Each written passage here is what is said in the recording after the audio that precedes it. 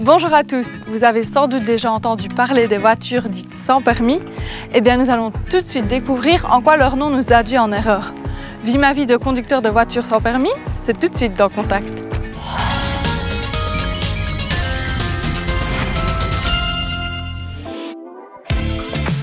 Voilà, je vais vous présenter le véhicule. Donc c'est une voiture à 2 places, donc le conducteur et le passager. Et puis il y a un beau coffre donc, pour faire ses courses. Je m'appelle Yves Bourgeot, je suis retraité et mes soucis de santé m'ont amené à acheter ce petit véhicule sans permis pour mes déplacements ici dans la région. Et c'est parti, on va faire un petit tour à la boucherie. Les personnes comme Yves, nées avant 1961, n'ont pas besoin d'un permis pour circuler avec ces voitures qui sont considérées comme des cyclomoteurs à 4 roues.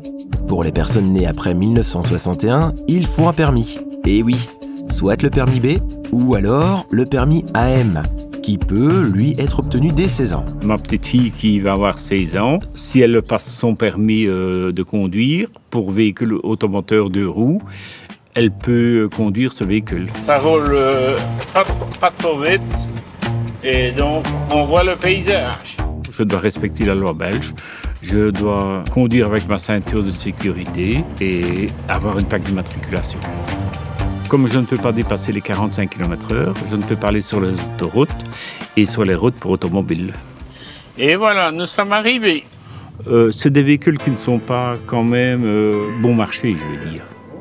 Parce que j'ai regardé pour en acheter une d'occasion et c'est très demandé et pas facile à trouver. Mais disons que la consommation, les assurances, c'est économiquement moins cher qu'un autre véhicule.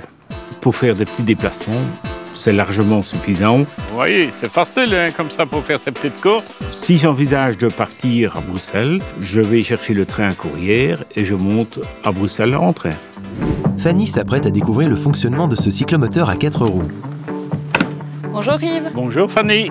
C'est un tout petit véhicule que tu as là. Est-ce qu'on se sent autant en sécurité dans une si petite voiture? Oui, je me sens en sécurité. Sur la route, il n'y a pas de souci. Et par rapport à une voiture dite normale, est-ce que tu ressens des différences? Et pour circuler ici dans le village, c'est très bien pour faire mes petites courses. Est-ce qu'au niveau de l'entente avec les autres usagers de la route, il y a déjà eu des petits soucis par exemple? Je n'ai rencontré aucun problème. Il y a du respect vis-à-vis de ces voitures-là. Ils sont patients, les gens. Eh bien, merci pour toutes ces réponses. Je vais te laisser rentrer tes courses et je te dis à une prochaine. Eh bien, au revoir Fanny. Au revoir. Yves a trouvé un mode de déplacement qui lui convient. Il le conseille d'ailleurs à certains de ses proches. Et avant de nous quitter, il nous explique pourquoi. Je conseille cette voiture à toutes les personnes qui sont seules et qui doivent faire des petits déplacements. Ça, c'est suffisant. Voilà, Contact, c'est déjà terminé pour aujourd'hui. Merci d'avoir été avec nous. Si vous avez encore des questions sur la sécurité routière, envoyez-les-nous en scannant le QR code qui s'affiche juste au bas de votre écran. Quant à moi, je vous retrouve dès la semaine prochaine et d'ici là, bonne route!